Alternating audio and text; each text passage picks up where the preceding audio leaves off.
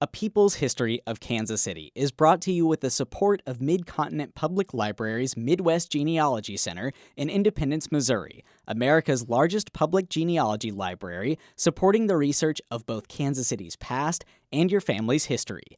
Learn more at mymcpl/genealogy.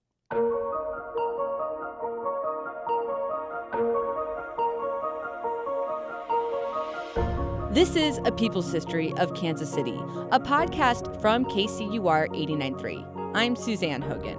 You can't stop time. You know, you're like, man, why didn't I know that before? This is my history.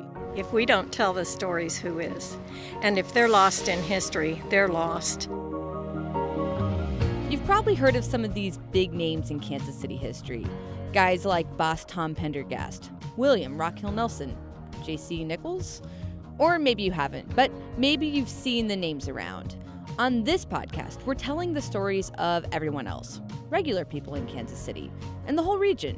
These people might be renegades, underdogs, women, people of color, folks who lots of times have been written out of history. These are people you've probably never heard of, but once you do hear about them, you'll start to see life around here a little differently. This episode is about a badass woman whose bravery and dedication to her people will amaze you. To start, I want to take you to a place that was really important to her. It's a sacred spot in downtown Kansas City, Kansas. We're at an American Indian cemetery, nestled between a bus depot, public library, and a casino. Hundreds of Wyandotte people are buried here. This cemetery was here before Kansas was Kansas. But it's a place that's continuously faced destruction. Janeth English is part of the Wyandotte Nation of Kansas. She remembers visiting this place with her grandmother when she was just a little girl. They'd collected flowers to put on the graves of their family members. It was always such a nice walk and such a nice time with Grandma, and all of a sudden, she screamed. A group of boys started running away from the cemetery. And Grandma did not run and she did not scream. And I was just really confused. And so she ran after them. Grandma couldn't catch up with all the boys, but she caught up with one who told her what was going on. The rest, laughing, got away. And she came back and she was just crying, just sobbing. She said, they took it. They took my baby's marker. They told me they had to take it because it was a prize, one of the prizes they had to get in a scavenger hunt. And so we were walking by the graves, and she started telling me about Lyda Conley. And Lyda fought quite a battle to save that cemetery. Lyda Conley's efforts to save the cemetery is one hell of a story. From setting up an armed occupation in the middle of this cemetery in downtown Kansas City, Kansas, all the way to arguing a case before the Supreme Court in Washington, D.C. She was part of an unprecedented fight for justice, but she also fought outside of the system, using radical tactics in an era when women, let alone Native women, were seen as second-class citizens. And like any good cemetery story, there's supposedly a curse that continues to protect the grounds to this day. So Lyda Conley was born in the late 1800s. The exact year is unknown. Her father was a farmer of British descent, and her mother was part Wyandot, a descendant of the famous Chief Tarhe. She was one of 4 daughters. From what we know, Lyda's childhood was pretty bleak. When she was maybe about 11, her mother and younger sister died, and then 5 years after that, her father died.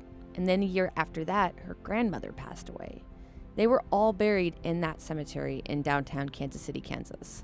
This left Lyda and her 2 sisters, Ida and Helena, to take care of themselves. It's pretty clear that they lived in poverty for much of their adult lives. Samantha Gill is a librarian and historian in Hays, Kansas. She became fascinated by this whole story and decided to write her thesis on Lyda Conley and the Wyandotte people. Lyda worked as a telegraph operator and was a Sunday school teacher at the Methodist Church. She and her sister Helena put themselves through school. They paddled a boat across the Missouri River so they could go to college in Parkville. In 1886, Kansas City, Kansas officially became a city. downtown Kansas City, Kansas, where the cemetery is, was prime real estate in an area that was developing quickly. Samantha Gill says the word was out that people were wanting to sell and develop that land. Imagine someone wanting to come in and desecrate the graves of your mother, your father, your grandmother, all of your ancestors just for a profit. It was nothing short of personal for her. So Lyda decides to fight back in a pretty awesome way. She decides to enroll at the Kansas City School of Law in Missouri, and she gets her law degree in 1902. She was one of just a few women in her graduating class. Not only did she go to law school, pass the bar, but she was doing all of this before she even had the right to vote. This was just crazy. She was a Native American woman facing deep levels of systemic and social discrimination.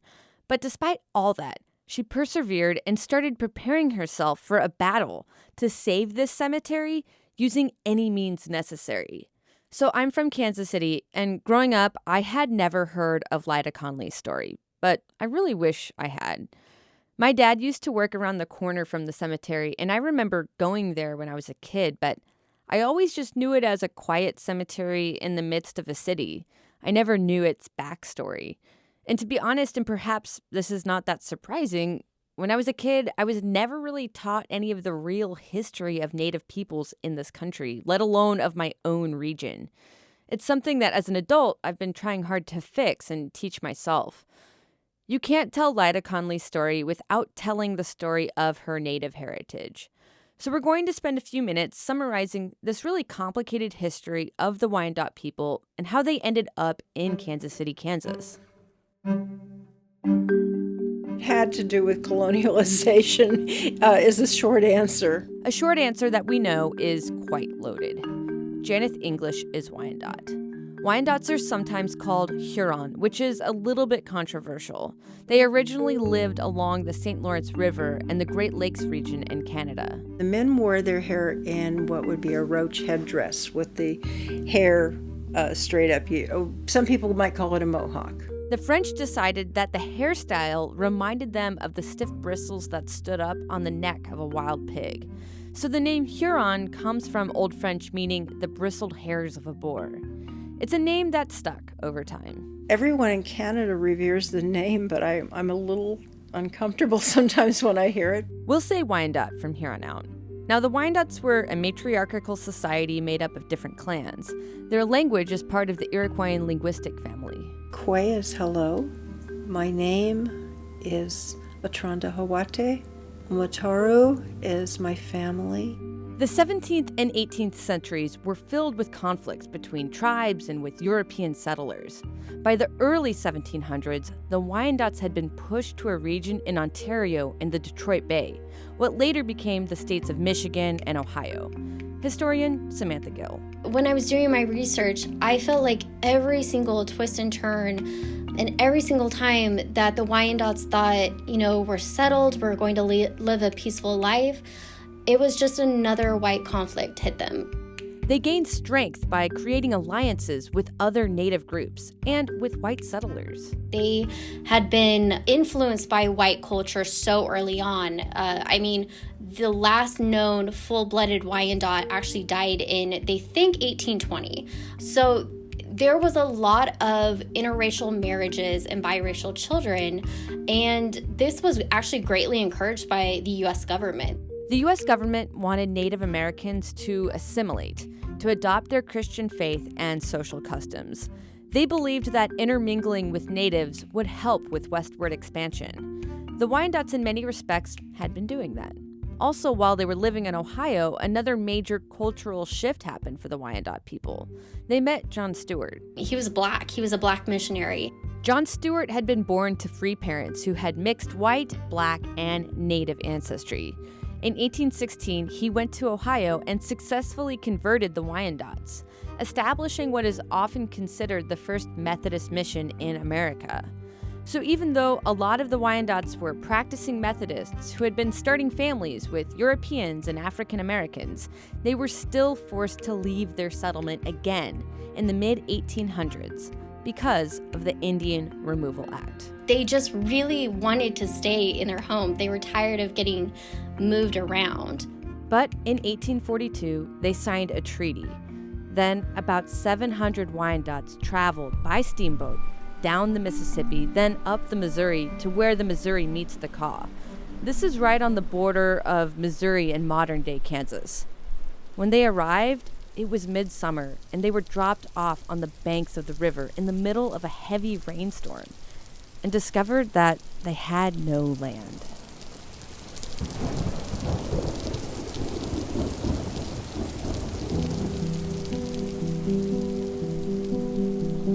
They found that it was already occupied by two tribes, the Shawnee and the Delaware. And they didn't understand why all this land that was promised to them already had occupants on it. In that first year in their new home, the Wyandots camped on the banks of the river, and the conditions were rough. Nearly 100 people died that year.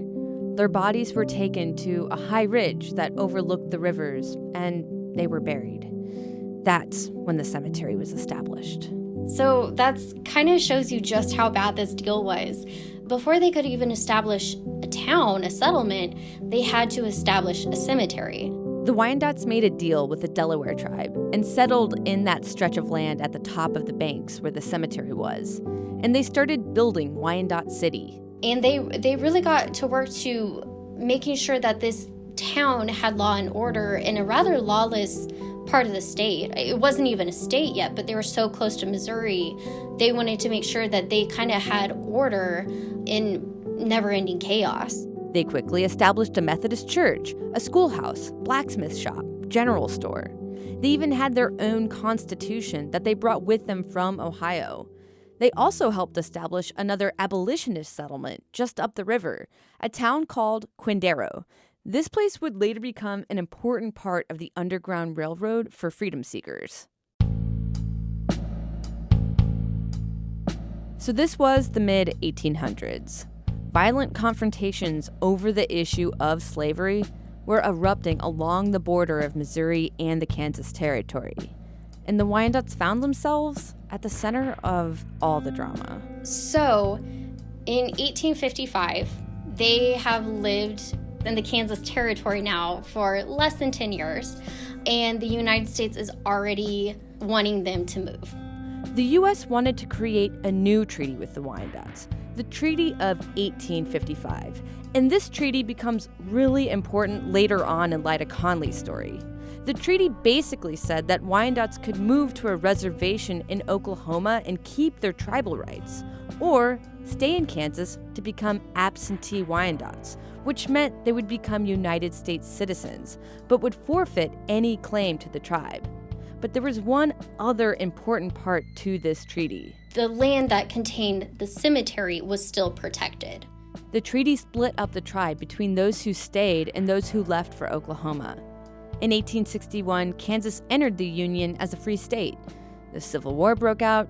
Many Wyandots who stayed enlisted, fighting for the Union, and many who died were buried in the cemetery.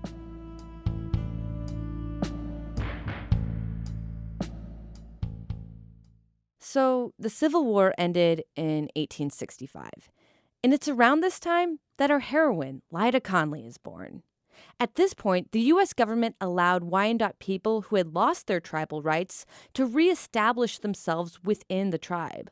Lyda Conley's mom wrote a letter to the Office of Indian Affairs asking to put herself and her daughters on the list so she could regain her tribal rights. But the request didn't get acknowledged. So fast forward to 1902, Lyda Conley's had a rough childhood. She supported herself through law school in a time when she didn't even have the right to vote, while Kansas City, Kansas was developing into a city. And then here enters another important character, William Conley. No relation to Lyda Conley, which is kind of weird, I know, but whatever. He was a historian and land surveyor, and he had actually written a lot about the Wyandot people. He had even surveyed all the unknown graves in the cemetery. The Wyandotte tribe of Oklahoma, those who had relocated before the Civil War, gave him power of attorney, and he thought it would make sense for them, and him, financially, to sell the cemetery. So in 1906, he got a clause added to a federal law that essentially dissolved the part of the Treaty of 1855 that protected the cemetery. And the other part of it all was that the bodies in the cemetery were to be excavated and moved to the cemetery in Quindaro. And Lyda was like, I don't think so.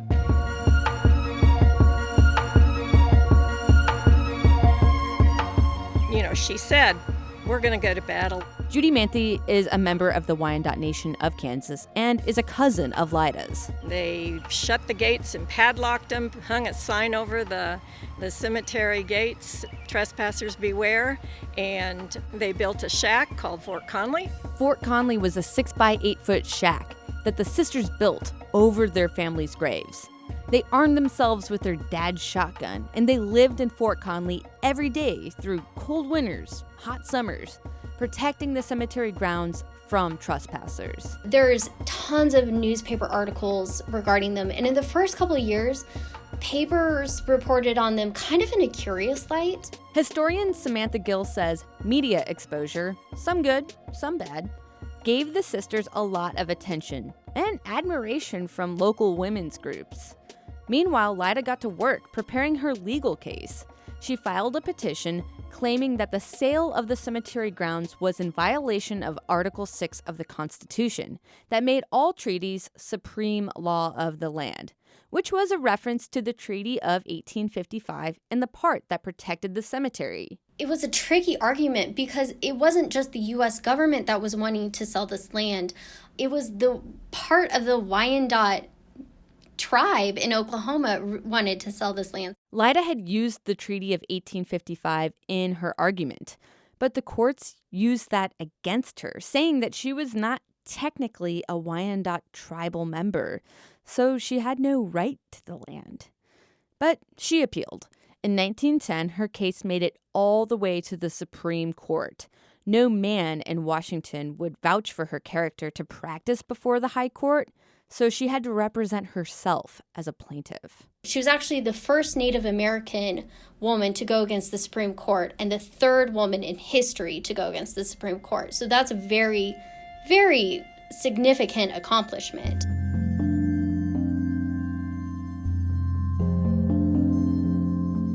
In her lengthy testimony, Lyda quotes scripture numerous times.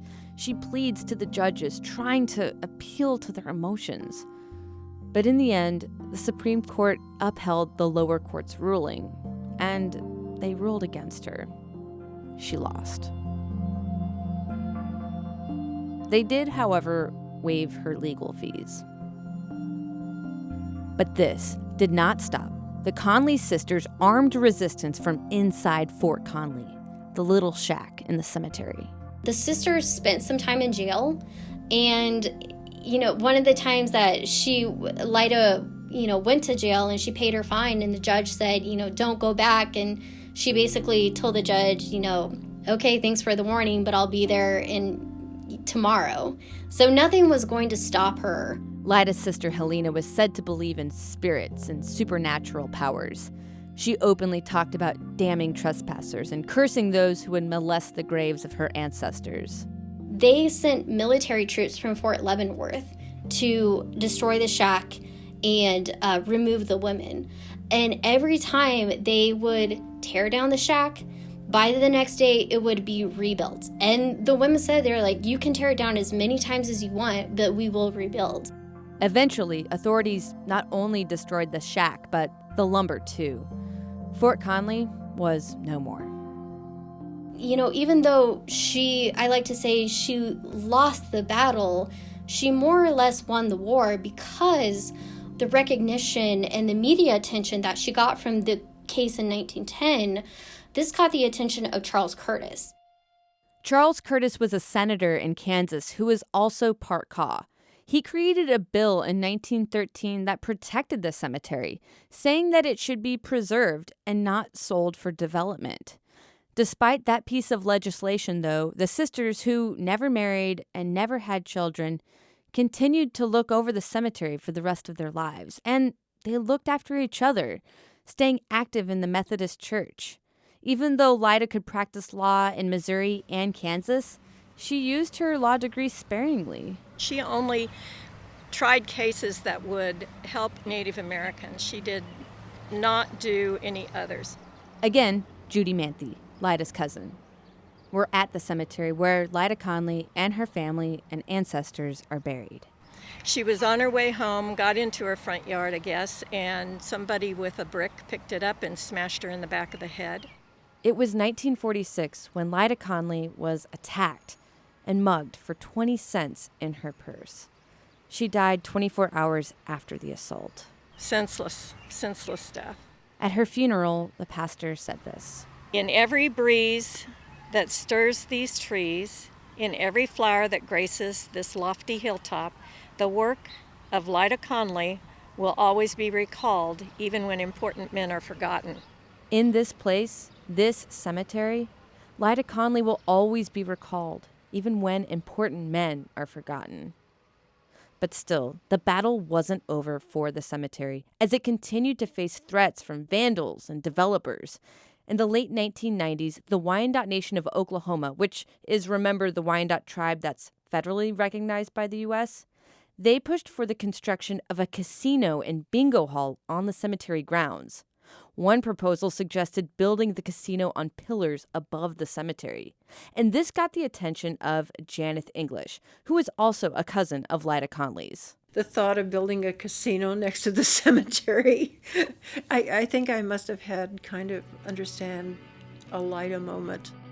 As part of her call to action, her Lyda moment, Janet English became the principal chief of the Wyandot Nation of Kansas in 1996. The Wyandotte Nation of Kansas is still petitioning for federal recognition without success, though they are recognized by the state of Kansas. Chief Janet fought against the casino proposal, but after a long battle, the casino opened in 2008, just south of the cemetery in a former Scottish Rite temple. In 2017, the cemetery was made a National Historic Landmark, a major designation that Janet English hopes should protect the cemetery into the future. But who knows? It seems like every generation there's been a threat. She's determined to keep Lyda's story alive because it's the story of a woman's quest for the recognition of her indigenous heritage and the preservation of her ancestors' stories. As we tell the stories that we've had from years and decades ago, we hope that that's a gift. Judy Manthe says when she visits the cemetery, she doesn't hear the sounds of traffic and the city that surrounds it today. When she's here, the noises seem to fade away, as she recalls the stories of her ancestors and the importance of preserving the history of this place. If we don't tell the stories, who is? And if they're lost in history, they're lost. And if you don't tell history's story, sometimes it repeats itself, most times it repeats itself. She hopes that at this place, people will remember the story of the Wyandot people and Lyda Conley and her fight to protect this sacred space, even when important men are forgotten. A People's History of Kansas City is a production from KCUR 89.3, made possible with the support of the Midwest Genealogy Center, which can help you learn more about the history of Kansas City through a searchable version of the Kansas City Star, dating back to 1880. Learn more at mymcpl/genealogy. We'd love to hear from you. Did you like this episode? Did it make you think of something that we should explore as a topic in the future? Does this story about a cemetery bring up something from your family? Anything you fought to preserve? You can send us an email, peopleshistorykc@kcur.org. That's peopleshistorykc@kcur.org. Or you can give us a call and leave a message, 816-235-8930. That's 816-235-8930. Our team is made up of Sylvia Maria Gross, Mike Russo, Matthew Long Middleton, and Celisa Kalakal. We also had help from CJ Janovi, Cody Newell, and Tracy Bauer. Our theme music is from Primary Color, and we also had tracks from Vortex, Ryan Little, Raphael Archangel, Blue Dot Sessions, and Hinterheim. I'm Suzanne Hogan. Take care, and thanks for listening.